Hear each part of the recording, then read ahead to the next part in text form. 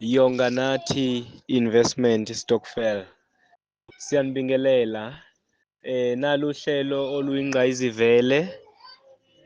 Nalu hlelo oluchasha.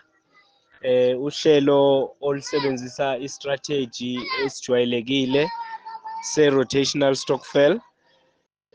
Kulolu hlelo uyabhalisa mase iportfolio yakho ikhona, mase uyadeposit imali. Sikuqala ku-110 rand, kube 220, 330, 440, 550, 1100, 10,000, 11,000. Kuya ngawe ukuthi ukhetha uhlelo luphi lwemali engakanani. Kulolu hlelo ke uyabhalisa, mase ubhalisile, mase nawe urecruit abantu abayi-10.